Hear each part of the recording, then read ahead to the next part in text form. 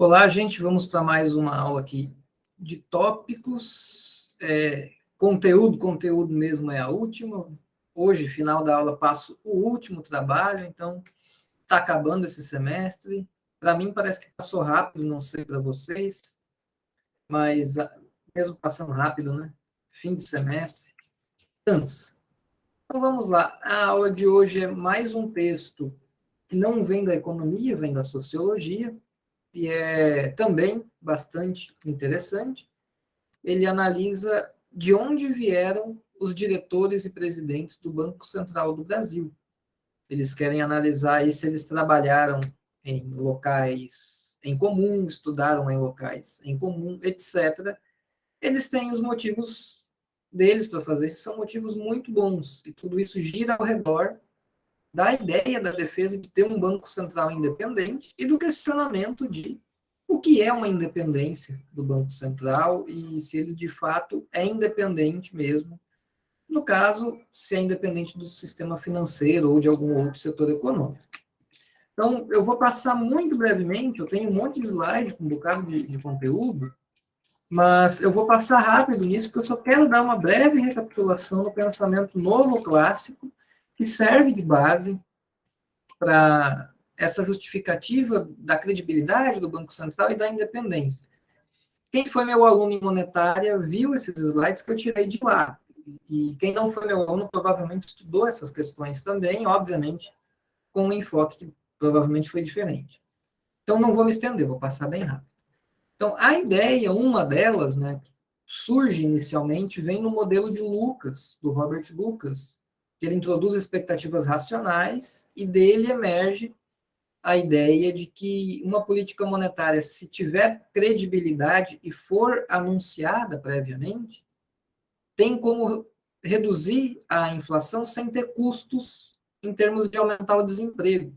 Na escola monetarista, que era o pensamento dominante antes dos novos clássicos, na escola monetarista o que eles tinham em mente era uma curva de Phillips, então havia um trade-off entre inflação e desemprego. E para você desinflar uma economia, mesmo na curva de Phillips com expectativas adaptativas, que o Milton Friedman inseriu, mesmo naquele caso, você teria um custo real de desinflar a economia, custo esse que se traduziria em aumento no desemprego. Daí vem as ideias de gradualismo e tratamento de choque. Tratamento de choque você aumenta muito o desemprego para reduzir a inflação bem rápido, então é uma dor muito grande, mas por pouco tempo. E o gradualismo seria você conviver com uma taxa de desemprego razoavelmente elevada por um período maior, mas sem ser tão grande. Isso é no contexto teórico monetarista. Os novos clássicos vêm com razões teóricas para acreditar de que tem como reduzir a inflação sem ter variações no produto e no emprego, ou seja, tem como política monetária ou moeda ser neutra. Mas para isso precisa de duas questões, precisa de comunicação do Banco Central e ele tem que ter credibilidade. E essas duas são palavras-chave em quase todos os bancos centrais hoje em dia. Eles se comunicam muito com o público, não foi sempre assim na história dos bancos centrais, hoje você tem muitas informações, tudo é público, site do Banco Central você consegue ver todo dia, se vocês forem em estabilidade econômica, normas, busca de normas, é um caminho que a gente já fez aqui, procura lá comunicados do Banco Central, dá para ver todo dia o que foi feito de política monetária, de operação de mercado aberto, de compra ou venda de dólares. Então, todo dia a gente tem como saber o que o Banco Central fez naquele dia. Tem ata do Copom, tem relatório de inflação, tem um monte de comunicação, coisa que não existia antes. Então, quem dá um fundamento teórico para dizer que é importante ter essas comunicações são essas ideias dos novos clássicos. Mesma coisa a ideia de ter credibilidade, né? Uma política que é anunciada, ela deve, de fato, ser implementada. A ideia, muito resumidamente, no modelo de Lucas, aqui ele está desenhado como se fosse um aumento na demanda, ou seja, uma política expansionista. Então, a política expansionista, se anunciada e crível, o Banco Central está dizendo que vai aumentar a quantidade de moeda, isso elevaria a demanda na economia, porque os agentes teriam mais moeda, porém, ao mesmo tempo, reduziria a oferta agregada desta economia. Por quê? Porque os agentes sabem que moeda é neutra, pausa na explicação, que essa ideia de moeda neutra é uma suposição teórica, gente. Isso não é algo que se verifica empiricamente. Empiricamente teria que testar, e os testes que existem mostram que moeda não é neutra, pelo menos não no curto prazo. O longo prazo é mais controverso os dados, mas no curto prazo ela não é neutra. Mudanças na quantidade de moeda vão afetar o produto. Se você tem uma perspectiva de moeda endógena na cabeça, que é o que eu falei muito brevemente na primeira aula, lá quando eu falei de criação de moeda, daí até a causalidade é reversa, porque tem mais produto que vai ter que ter mais moeda. Enfim, isso é um debate que eu puxo lá na monetária, aqui em tópicos eu deixo um pouco de lado. Então, voltando à explicação, os agentes é um pressuposto teórico do modelo, mas os agentes dentro do modelo se comportam assim, eles acham que moeda é neutra, então, tendo mais moeda na economia, o efeito vai ser apenas nominal, apenas sobre os preços. Então, eles, sabendo que vão conviver em um ambiente com apenas preços distintos, eles não vão parar no ponto EX, estava no ponto E0, foi para o X, eles vão para o E1, eles vão se manter no mesmo produto de antes. Por quê? Porque os trabalhadores que ofertavam trabalho, essa quantidade de trabalho equivalente a este produto agregado aqui, em E0, sabem que com mais moeda não tem nenhuma mudança real na economia. Então, eles querem permanecer neste produto. Os empresários também querem produzir a mesma quantidade. Então, empresários vão produzir a mesma quantidade, trabalhadores vão ofertar a mesma quantidade de trabalho. Então, sabendo que vai ter mais moeda, eles ajustam a sua oferta para permanecer nas mesmas quantidades, para o lado real da economia permanecer o mesmo. Então, uma política monetária expansionista anunciada e crível gera apenas inflação. E dá para entender esse gráfico indo de cima para baixo. Se você tem inflação e o Banco Central anuncia que vai contrair a oferta de moeda, fazer uma política monetária restritiva, os agentes vão se manter no mesmo lado real, digamos assim, na mesma oferta de produto e de trabalho. Eles sabem que moeda só afeta o lado dos preços, e nesse caso, então você teria uma redução aqui nos preços, sem mover a quantidade, sem gerar desemprego. Mas para isso tem essas duas peças-chave, comunicação e credibilidade. A questão da credibilidade também depois vem na ideia da inconsistência temporal do Dani Prescott, que é um modelo que usa a teoria dos jogos.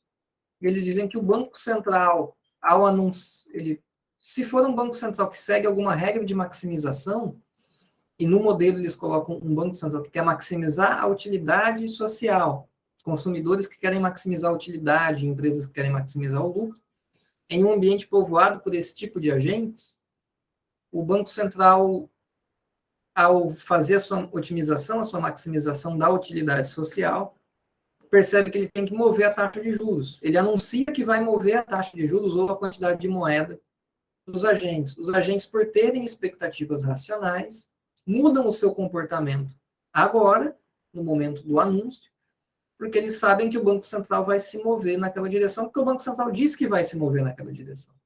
Quando o Banco Central vai se mover naquela direção, ele olha os dados da economia, joga dentro da sua função maximização e vê que ele não precisa realizar a política, porque os agentes já se moveram antes. Então, tem essa inconsistência temporal. O Banco Central faz um exercício de maximização, chega em um resultado, diz que vai se mover naquela direção. Como todo mundo se move antecipando o Banco Central, ele não precisa implementar a política, porque todo mundo se moveu por ele. É como se isso aqui acontecesse, né?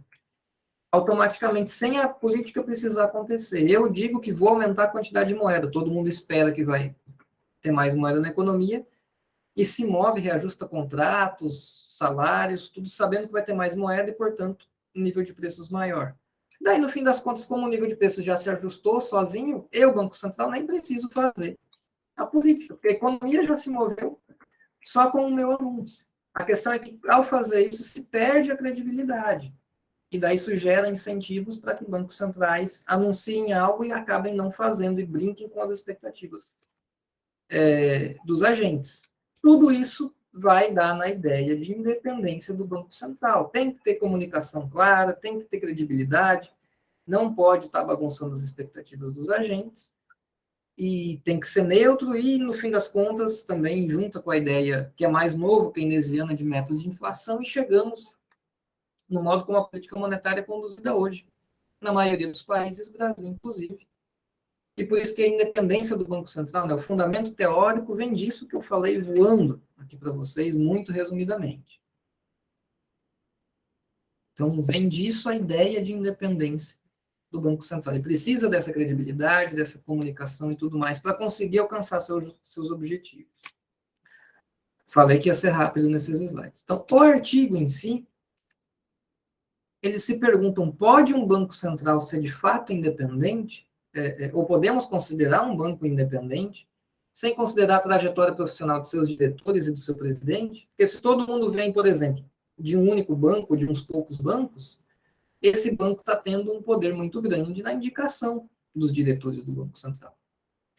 Por que é válido se perguntar isso? Porque podem surgir problemas de incentivo para os diretores, porque eu posso ir para o Banco Central para ficar melhor aos olhos dos meus patrões, dos donos ou diretores de um banco privado ou de alguma instituição financeira privada, vou para o Banco Central, ajo em favor dessa instituição para depois voltar na instituição de origem com um cargo mais alto e ter alguma recuperação financeira. Não é só um questionamento bobo. Tem um estudo muito interessante, esse pesquisador aqui, que ele pegou dados, tem uma base de dados muito grande em Nova York sobre os táxis, aonde os táxis pegaram os passageiros e onde eles deixaram os passageiros.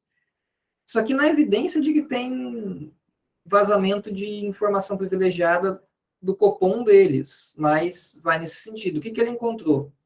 Ele encontrou que em dias em que o Federal Open Market Committee, que é o Copom lá do Fed, se reúne, após a reunião, há uma mudança altamente significativa, do ponto de vista estatístico, nas corridas dos táxis. Então, todo dia os táxis eles seguem ali um padrão, mais ou menos, deve ser um tanto aleatório, não sei, mas consegue-se perceber no dia da reunião do FONC uma diferença no padrão geral de pegar passageiros na sede do Fed e levar até certos restaurantes, e em sedes de grandes bancos financeiros e levar para os mesmos restaurantes. Então, sugerindo que haveriam reuniões pós-reunião do FONC, reuniões não oficiais, obviamente, entre pessoas do Fed e desses bancos. E isso só acontece nos dias da reunião, ou em dias próximos. Outros dias você não tem esse efeito, né, de pessoas do Fed e dos bancos frequentando os mesmos lugares. Eles não fazem isso todo dia ou de um modo aleatório. Fazem isso próximo de reuniões do FONC. Então, indica que essa galera está frequentando os mesmos ambientes. Não tem como saber quem são as pessoas, obviamente, mas são passageiros pegos ao redor dos bancos e ao redor do FED e levados aos mesmos restaurantes. Se for coincidência, é só uma grande coincidência, mas existem esses dados. Também teve um escândalo agora em janeiro, no FED, entre dois diretores de FEDs regionais, e até um membro do FONC também, que eles moveram a sua carteira de investimentos pessoal de acordo com o que o Fed ia mexer na taxa básica de juros. Então, eles saíram 1 ou 2 dias antes da mudança na taxa de juros de ativos que iam perder valor por conta da mudança na taxa de juros e compraram ativos que iriam ganhar valor logo depois. E eles omitiram isso da sua declaração de transações e de renda e tudo mais. Então, isso eles omitiram, então eles esconderam isso, depois isso descobriram, veio ao público, eles pediram demissão e estão sendo investigados por uso de informação privilegiada. E aqui no Brasil, o André Esteves, CEO do BTG, né, ele diz que é consultado pelo presidente do Banco Central sobre taxa de juros, além de ser consultado pelo presidente da Câmara dos Deputados sobre pessoas e cargos no Ministério da Economia. Enfim, para mostrar que essa questão é válida e temos razões para nos questionar sobre isso. A questão é que aqui eles não encontram nenhuma grande evidência de origem comum de diretores. Algo que faltou foi eles analisarem o que os diretores fazem depois que saem do Banco Central. Então, esse estudo tem essa lacuna. Mas a origem aqui de todas as diretorias do Banco Central resulta neste gráfico. Quanto maior o quadradinho, aqui está bem pequeno, mas no artigo vocês vão conseguir ver melhor. Quanto maior o quadradinho, mais gente veio desta instituição para assumir, ou passou por essa instituição antes de assumir uma diretoria ou a presidência do Banco Central. Esse quadrado vermelho é o próprio Banco Central, porque muitos diretores vêm do próprio Banco Central. Tem tem muitos diretores, né, que são indicados e são concursados do Banco Central. Então, a gente que é lá de dentro, assume uma diretoria, quando termina a diretoria, provavelmente volta para o seu cargo concursado, ou não, como eles não analisaram o que acontece depois, né? Mas a gente que antes da diretoria era algo dentro do Banco Central, ou até algum cargo de indicação, né, não concursado, mas que não seja de diretoria, algum cargo abaixo, ou até mesmo algum estágio, pode estar contando aqui também. Então, qualquer passagem pelo Banco Central antes de ser diretor ou presidente, sem considerar, né, ser diretor ou presidente. Então, tem instituições educacionais que estão em azul, por exemplo, gente que estudou na USP, na PUC-Rio, na Universidade de Colômbia, em Berkeley. Aqui tem esse grupo BBA, Banco ING, então tem várias instituições. Aqui, mais as grandes são instituições de ensino e o Banco Central, então não está indicando por aqui nenhuma instituição relevante na origem dos diretores. Eles fazem uma divisão depois, que é típica na literatura de análise do Banco Central, que é considerar que as diretorias têm dois tipos. As administrativas, que não se envolvem diretamente na política monetária, e aquelas de política econômica mesmo, que atualmente correspondem a essas três. A de assuntos internacionais e gestão de riscos corporativos, que, entre outras coisas, faz a política cambial e administra as reservas internacionais.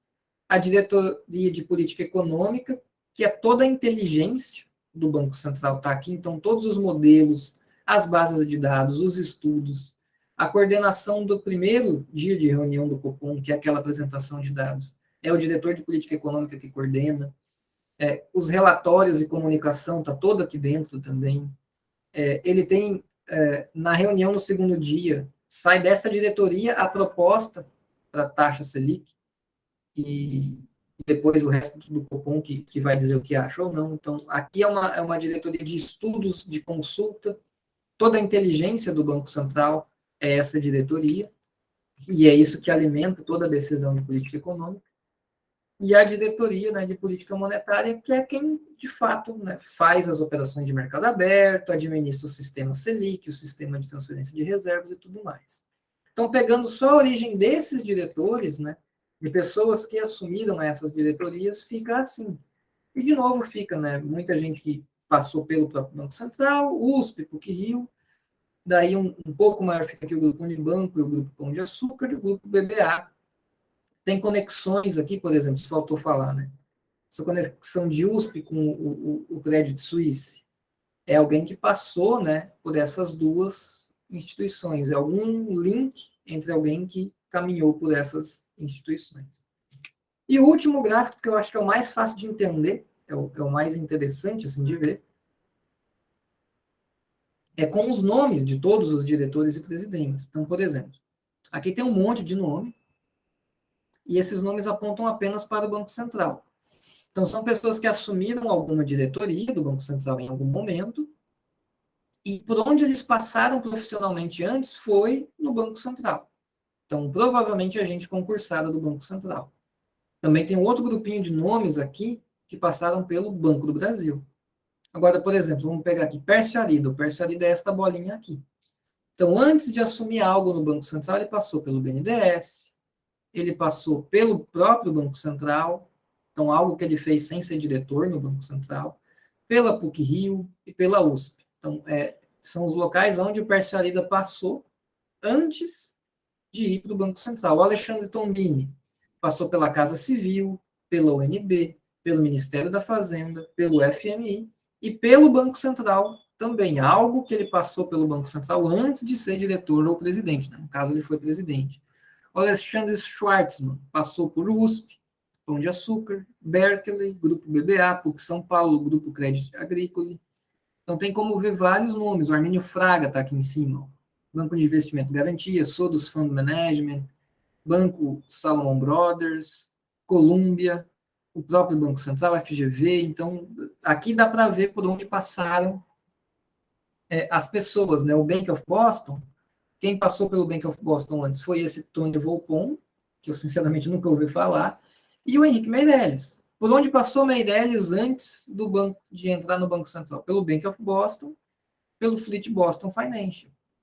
Obviamente, o Henrique Meirelles estudou em algum lugar, eles colocaram aqui instituições de estudo, né, de ensino, só as principais, porque senão teria um monte de faculdade aqui. Então, eles colocaram aquelas onde se repete, pessoas passando por elas. Né?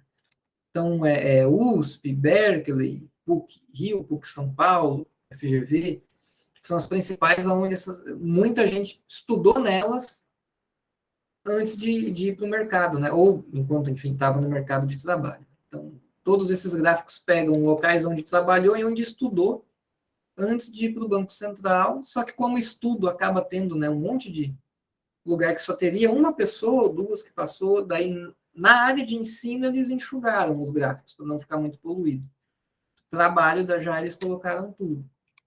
Então, em suma, não aparece aí nenhuma instituição de mercado que sozinha indique diversos diretores do Banco Central, embora o mercado como um todo seja relevante. Vem gente que é concursado do Banco Central, do Banco do Brasil, um ou outro do Ministério da Fazenda, atual Ministério da Economia, mas vem muita gente do mercado.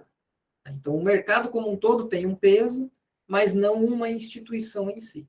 Agora, faltou ver para onde essa galera vai depois, porque pode acontecer que todos são contratados, né, com muita frequência por uma única instituição. O BTG Pactual do André Esteves é muito conhecido por contratar pessoas que passam pela Secretaria do Tesouro Nacional. Então, muitos diretores, aliás, secretários do Tesouro Nacional, acabam sendo depois contratados pelo BTG Pactual. Não sei como é em relação a diretorias do Banco Central. Mas isso é lá na política fiscal e não na monetária. Um ponto de encontro maior entre alguma instituição que apareça para muita gente são essas 5 universidades. Columbia e Berkeley, nos Estados Unidos, USP, PUC-Rio e FGV-Rio. Essas 5 tem muita gente que estudou por lá e até pode indicar algum tipo de networking que é feito, né, dentro dessas universidades, talvez algum professor de lá que tenha alguma certa influência, digamos assim, de conseguir indicar ex-alunos, ou alunos mesmo se indicando, né, um sai, indica um amigo, um colega do cargo, ou às vezes não é conexão nenhuma também, né? Às vezes é só porque quem passa por essas instituições enfim, acaba se formando melhor, ou já nasce, né, no caso da FGV que é paga, né, privada, talvez já nasce em um ambiente que tem muitos contatos, enfim. Isso pode indicar algo, mas também pode ser que não indique nada. Bom, gente, a aula era isso, mais uma bem curtinha. E o último trabalho, finalmente, resenha tem 2 opções, o da aula passada e o da aula de hoje. A entrega agora vai ser mais curta, não vai ser 10 dias, vai ser uma semana só. Então, até quinta que vem vocês têm para me entregar, porque é o último dia do semestre, eu tenho que corrigir e lançar as provas logo. Então, vocês têm até quinta para me entregar. Este que é o último trabalho do semestre. Está acabando, gente, é isso aí. Então, espero que tenham gostado da aula de hoje e nos vemos nas próximas aulas. Então, até a próxima. Qualquer coisa, mandem e-mail.